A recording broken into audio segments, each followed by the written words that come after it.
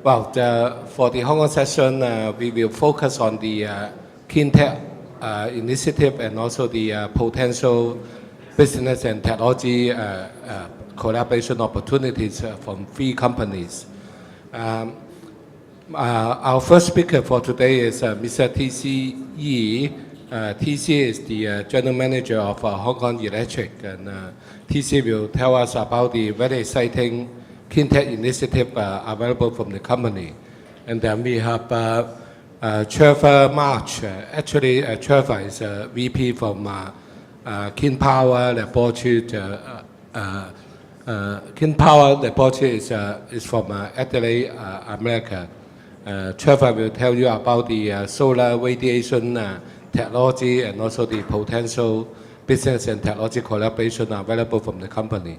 And then last but not least, we have Mr. Dickson Tong, and Dickson is the Executive Director of the Asia American Multi-Technology Association, or AAMA. Dickson will tell you how you can make use of the AAMA services to use Hong Kong as a gateway to go into mainland China. So without further ado, I would like to introduce TC, so that TC will tell you some of the Cleantech projects available from Hong Kong Electric. Good morning, everybody. Probably in the past one day and probably early part of this morning, a lot of us have heard about the struggle of various Greentech entrepreneurs trying to sell their solutions, their products. Unfortunately, in this part of the world, probably most of the political leaders would focus on GDP growth, probably at the expense of the environment I better not use the word of destruction, but somehow damaging to the natural environment. And other than that, most of the big conglomerates in this part of the world actually are also family business, other than those state-owned enterprises. So how to change the mindset or convince the need and the long-term benefit of introducing more clean tech in various, say, manufacturing, production, or even in our daily living, so that would be probably the challenges of a lot of the small or entrepreneur-type clean tech companies trying to get the market share in this part of the world. As a power company, we are fortunate that probably we have more resources to try out some of the clean tech in our power production, our power delivery, and also somehow we could make use of our impact on the various sectors in the society, trying to convey a message of various clean technologies available. Not only, to our power production, but also in the daily lives.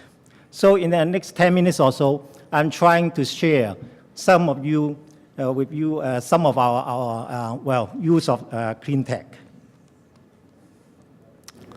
So probably one of the greatest challenges to a power producer, a generating company, would be the emissions from power plants. Especially, again, probably in various talks in these 2 days, you would probably have heard that the majority of countries in Asia are still relying heavily on coal. So definitely, coal generation to many of the customers may be cheap, stable, and probably have quite a long-term availability, less impact by, say, the oil crisis or even the gas price escalations. But unfortunately, burning coal generates a lot of the unwelcome emissions, sulfur dioxide, NOx, fine particles, etc., etc. Forget about the carbon dioxide, which probably is something, less visible to the public. But again, many scientists have told us that in the long term, the climate change probably is due to carbon dioxide or man-made carbon dioxide Just to give you some idea, we have only one power plant in a whole system. It consists of 8 units of coal-fired units and 2 sets of gas-fired, natural gas-fired combined cycle, together with few units of the light gas oil. So within only an area of less than 100 acres, you could imagine how very complex operation, very challenging combo of different types of machines. It really, I suppose, quite a unique power plant with a total capacity of coal, almost 3,800 megawatt co-located within one site. I think other than those big nuclear power plants or large coal-fired power plants, I think ours could be probably one of the biggest in the first 100 around the world. We start to, consider the impact of our emission on the society back in the early 90s. Because before that, we used to burn oil up to the early 80s. But after the Middle East oil crisis, the government, the Hong Kong government, together with the 2 power companies, decided that the way forward should be switched to coal. But at that time, the impact of coal generation was not so apparent to most of the people. But then, after probably 8 or 9 years of operation, then the idea of, say, exit rain, et cetera, came to the mind. So how to cut down the sulfur dioxide? That's the first challenge we could imagine in those days. So other than Japan, probably our company was the first one in Asia to install the flue gas desulfurization facilities. We first installed our FGD, so-called FGD, back in 1993. So I suppose we were one of the pioneers in Asia to install such facilities. I suppose today many of the power plants in Asia still don't have such facilities. So other than that, we also introduced the so-called no-NOx burning system. And all together with all these facilities, we could see dramatic cut in our emission in the 3 main emissions I mentioned earlier, namely sulfur dioxide, NOx, and the fine particles. So this just gives you some ideas of how an FGD operates, especially for those who are not too familiar with power plant operations. So basically, after burning of the coal, together with the so-called no-NOx burner to cut down the NOx emission, so with the electrostatic precipitator to catch most of the dust or the flying particles, and then the flue gas desulfurization. So altogether, we could assure much less damaging flue gas into the released into the environment, into our atmosphere. So other than the emissions, we also concerned about water. So typically, a thermal power plant uses a lot of water, especially if the power plants are not located near to the seaside.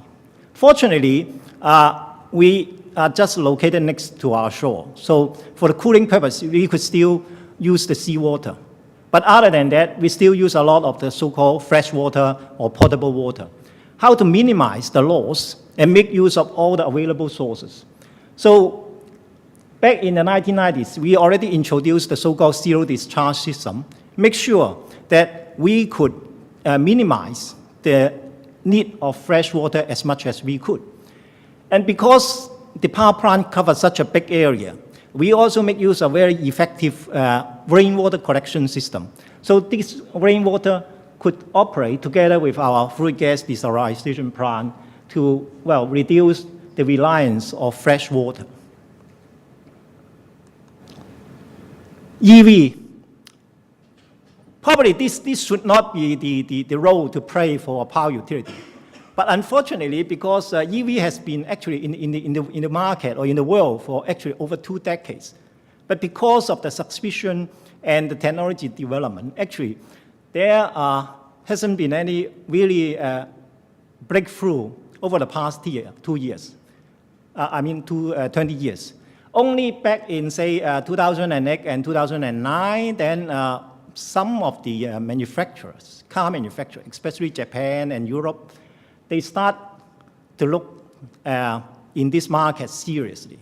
And then more commercially affordable or available electric vehicles come to the market. But for Hong Kong Electric, actually, we introduced the first electric vans actually back in 1984 for some of our cable tunnel operations. But unfortunately, the first 10 years, the experience was really terrible. So most of the time, those electric vehicles could operate probably satisfactorily for the first 6 months.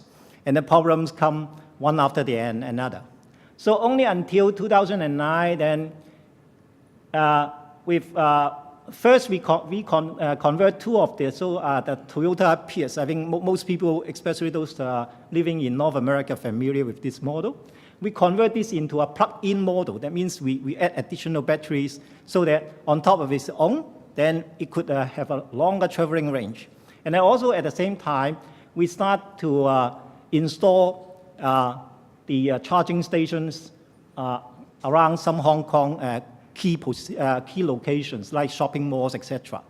Why we have to take this lead is the government, the Hong Kong government, believe that without a technology or solution enabler, it would be very difficult to convince the public to take up such a so-called new toy. Because for car, I think same here in Singapore, owning a car or even an expensive model should not be a problem. But changing from a diesel power or petrol power car into an electric vehicle will be always have hesitations on the range anxiety, whether it's reliable in such climatic cities, whether we could use the air conditioning all the time without breakdown, etc., etc. So it would be much easier if, say, a utility like us could take the lead to demonstrate to the public that such technology is feasible and viable in the climatic cities like Singapore, like Hong Kong, especially if it could climb up, steep roads, etc., etc. So that's why the government considered we could take a starter's role. And that's why we were given the responsibility to install the first batch of charging stations and also to introduce the electric vehicles in our operation fleets. And all the way, we are now gradually replacing with those Japanese models. And because of our success, and I understand that one of the biggest Chinese EV manufacturer will bring in their electric tax probably later this year. So you could see as a technology enabler or solution, trial a few testing facilities, I think we have played our part quite well. So back to the renewable energy, probably this would be a bigger hurdle in Hong Kong or congested metropolitan city like Hong Kong or Singapore. Because of the lack of space and also the other geographical or physical challenges, actually building a large scale or meaningful scale of renewable energy in such cities are always the challenges. But we still went ahead with these ideas back in the 1990s. First with very, very miniature scales like the solar water heater, some so-called BIPV panels for a university as a test case. And then moving on with the mature of more wind turbine technology, we start to do some wind measurement on some of our outlying islands. And at the end, in 2006, we were able to construct the first grid-connected wind turbine. So of course, it is not a very, substantial output at the end, but it gave a very, very clear vision to the public. What is the meaning, especially to students, to the public who don't have a very clear mind about clean technology, what is really renewable energy. And Hong Kong could still afford to have a certain amount of renewable energy. And then moving on, we also install a lot of the solar panels, etc. And in 2010, probably later on Ricky may mention, because there is a joint venture, probably coming from Taiwan together with mainland China, right? And R&D facilities was set up in the Hong Kong Science Park, developing the thin film PV panel technology. And manufacturing actually is based in a city, Shenzhen, very close, about 50 kilometers from Hong Kong. So we make use of that technology, and in the past 3 years, by making use of the roof areas and open space within our power station, without sterilizing any public areas, we erect up to a 1 megawatt thin film PV. I think this is very impressive in terms of such a congested city. Of course, compared with like big countries like Canada or Australia, that probably is really miniature scale. But just imagine in a very congested city, I think this is quite an impressive achievement. And this is some of the pictures. So we make use of all the power station building roof and also the open space around the power station. So together with this first wind turbine, every year we could produce about 2 million units of clean electricity. So I don't think it would be too bad. Of course, if we just consider the utilization factor, it's still quite low, probably between only 12 to 14% per year. But definitely, it gives some very good ideas of how clean technologies could be applied, even though for such metropolitan cities. Moving forward, because of the experience gained onshore, we are now contemplating a project for an offshore wind farm. So probably this could be a good business opportunities for some of those you who have or who are mastering the offshore wind turbine technology, because it's really a first challenge, probably in this part of the world. And we have just completed the 1-year wind measurement in March, and the results we found are quite impressive, much better than the historical records kept by our observatory. So on average, we believe the capacity factor could be, I would say, above 25%. For those of you who have been in the wind industry, probably you could imagine this would be something doable in this part of the world. Of course, comparing with more windy areas like the Northern Europe or the North Sea or the northern part of Canada, they are easily talking about over 45 or 50% of the capacity factor. But unfortunately, in this part of the world, we don't have such a luxury or legacy from the gods. So that's the best so far we could do. And the beauty of an offshore wind farm is that the wind is quite homogeneous throughout the year. So we don't need to just rely on some winter monsoon or other windy months. On average, throughout the year, the wind is quite homogeneous. It also helps to the power plant operators to take this as a more reliable source, rather than intermittent available sources.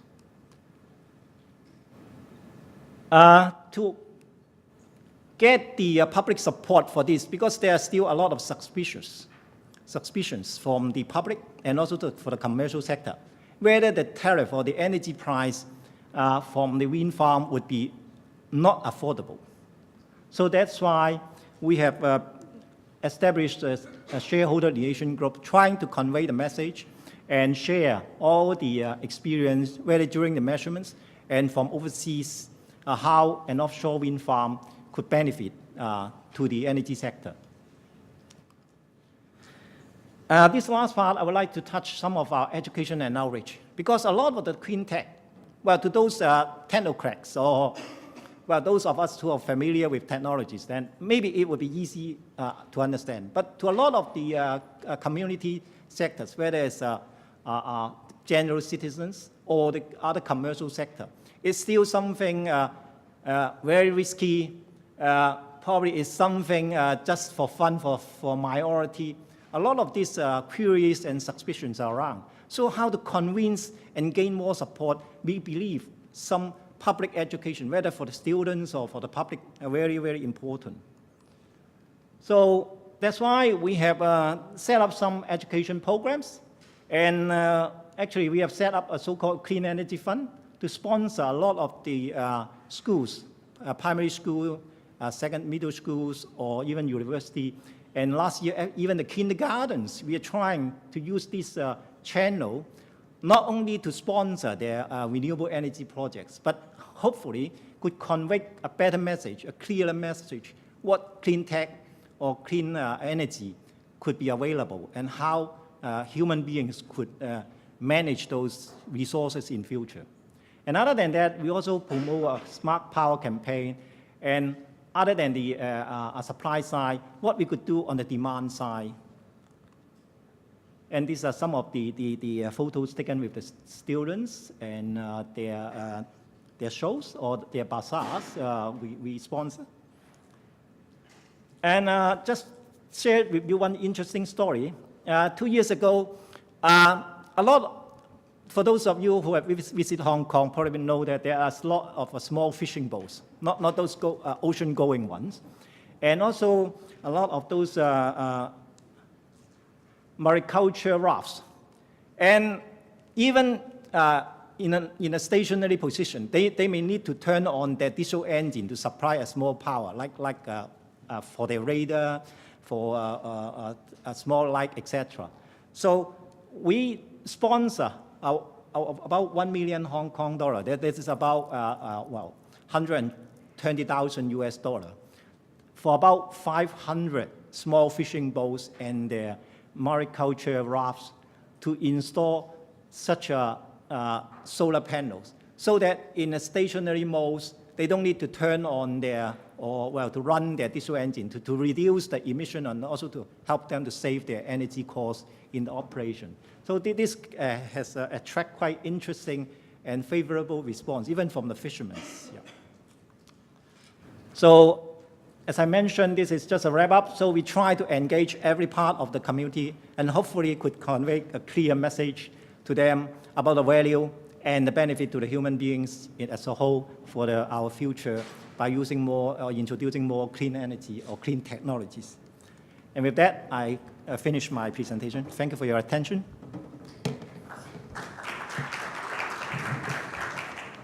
So thank you, TC. Actually, Hong Kong, we have a very good infrastructure to support the solar or all sorts of wind power development. In fact, in the Hong Kong Science Park, we have one of the most advanced thin photovoltaic R&D support centers. We have the power production line to support the company to do the product development, technology development related to thin film technologies. So our next speaker will be Trevor March, and Trevor will tell us some very exciting technology about his solar radiation and also the potential business and technology collaboration opportunity with the company. Yes, Trevor, please. Okay, thank you, Ricky. Good morning, all. Let me tell you about Green Power Labs. We're an Australian company, or we actually have offices in Australia, Canada, and the US. And we're actually embarking upon an expansion program that takes us into Asia as well. And so therefore we'll be using Hong Kong Science Park as a gateway to Asia as such. But first of all, to tell you a little bit about our company and the reasons why we want to actually use a gateway into Asia. First of all, Green Power Labs, we're a group of engineers and scientists, and we actually specialise in solar radiation. And solar radiation is used in many different ways in the energy industry, but we have predictive analytics solutions which actually help people integrate solar radiation into the grids. And this is particularly important at a large scale. Also, we have technical due diligence services in understanding what the variability is going to be for large-scale solar generation. And so you can de-risk projects with this by understanding what's happening. And also we have other enabling strategies or technologies to actually facilitate all this. So we'll just move on. Okay. Typically the types of things that we do is we work on large-scale solar farms, things where there's massive scale, and with that we can also do work on large rooftop type projects. So like, we're not really working with like mums and dads working, putting stuff on the houses, solar power on the houses, but we're working at the large end of the business. We actually also do distributed solar energy and net load on the grid. This is a new area that we're actually working in, and this is where the predictive analytics become involved. This enables the integration of the intermittent and variable solar power generation onto a grid, which has traditionally been very controlled and regulated, because like fossil fuels, you know, if you need more power, you just turn on more gas, you know, and it's easy. But when you have a cloud come over a solar farm, such as this, it wipes out the power, and therefore controlling what's happening on the grid is very important to maintain stability and reliability on the grid, which we all require. How we do it, we actually have,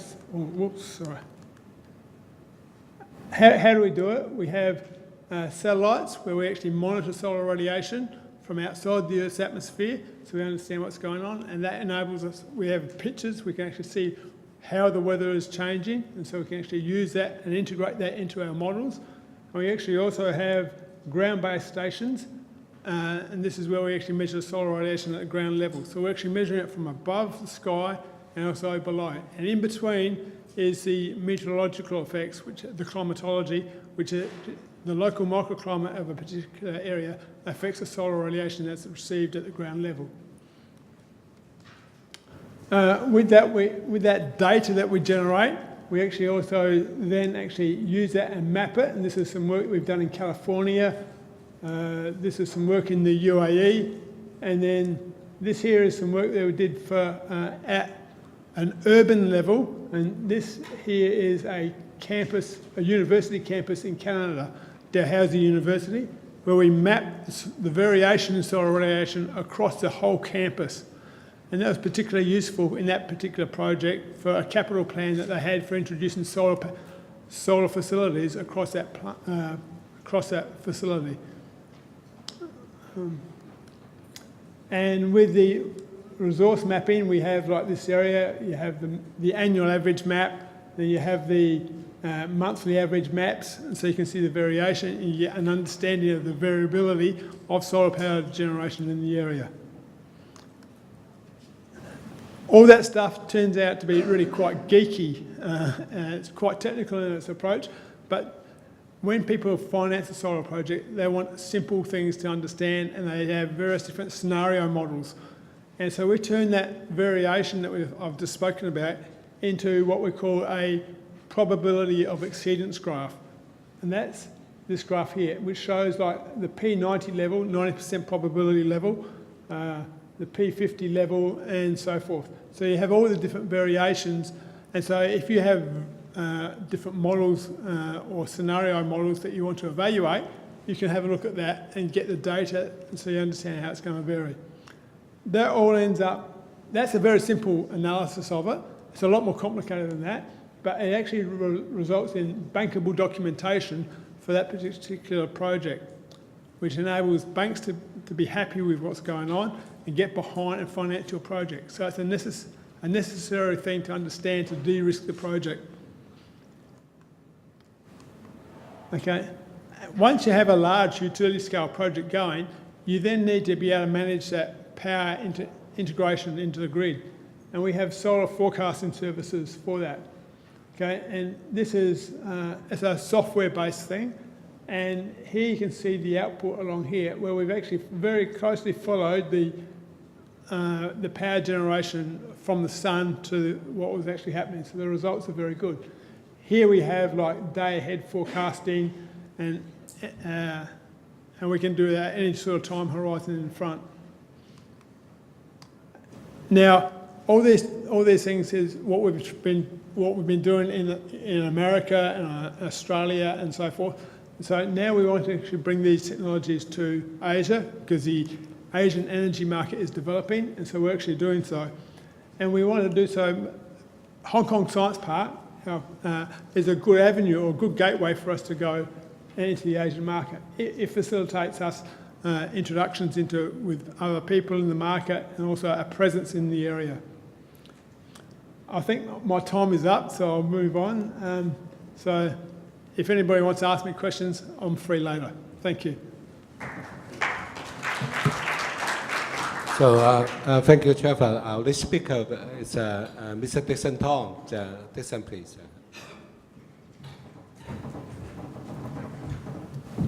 Hi, thank you, everyone.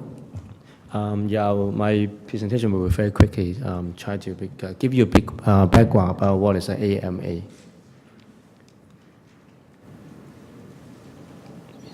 This next one.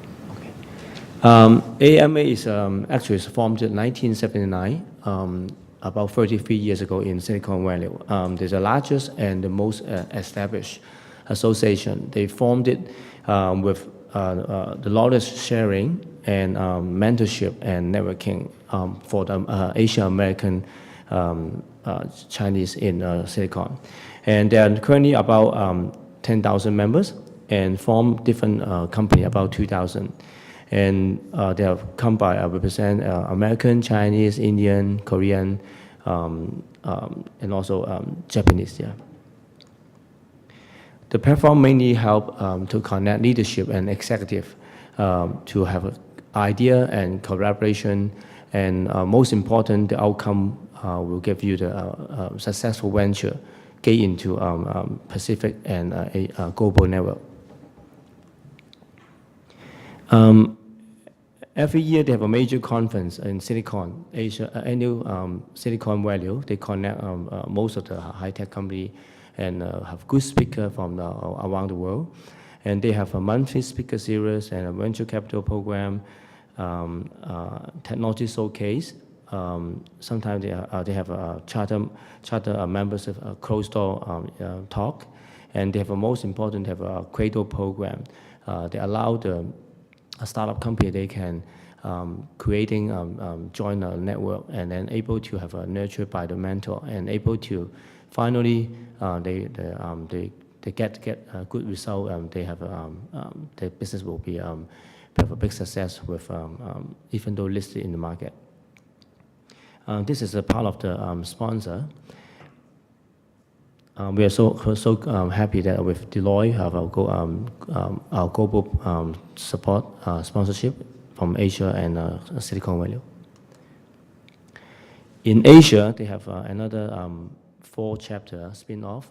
204 Beijing chapter form, 207 Shanghai chapter form, 2010 Korea, and last year is Pearl River Delta of Hong Kong and China. This is a quick information about the Cradle program, but I am not going to go through the details. There's some mentorship program and activities. Beijing chapter, they go to, last year they went to Silicon Valley visiting EMC, they visited Google and the headquarters. Mostly they want to have a knowledge exchange, and they allow those investor or the startup company, they are able to access to the knowledge in US. So why they have a Pearl River Delta form? I quickly go through. This is our chapter chairman, Robert Lee. He's a very successful serious entrepreneur. He's a former CEO and former chairman of Achivo, Acela, and other couple company. And he is currently is a professor, very focused on a forum called BIG, Business Innovation and Globalization. It's joined with China University of Hong Kong. And he also is a board of director of AMA PLD and board of AMA in US. Philip Leung is with 30 years experience in IT experience, former president in Reckable System, also the former MD of Compact Computer, AMD and Quantum. Currently he's his own company and also have AMH president and American Chamber of Legal Governor and the China division. And also our board of trustee, very experienced, Wayman Chin. He's chairman of MTR Station of Hong Kong, and also Wobbly and Philip Leung. Government of China, they have focused on the 12 years 5 program. Why we pick Pearl River Delta? Because this every country now focus on the China. We have government support and have focus on iTech, and with lots of funding support on the high technology. And also in Pearl River Delta, we have a very easy access to Nanshan. Most of the high-tech manufacturing on OEM Song, they are very focused on the very famous and Foshan and Tinhao. They are very nearby Hong Kong and South River Delta. We have also the world-class university student can give advice, and you can have a knowledge exchange from those world-class university. And the major purpose of AMA PLD, we also would like to provide a platform, allow you to share knowledge. And most important also, we have a full dose network I mentioned, and also the existing focus on South Pearl River Delta. Allow the company can able to make use of this platform and access to China, and also able to make some investment, and outcome they will get a good success of the venture. And the last, I just want to mention about that our objective is more invest in the future of the talent, our people, as well as collaborate high tech. Currently, we are also focused on Greentech, allow the platform people can join us and are able to have the successful story in the AMA PLD welfare.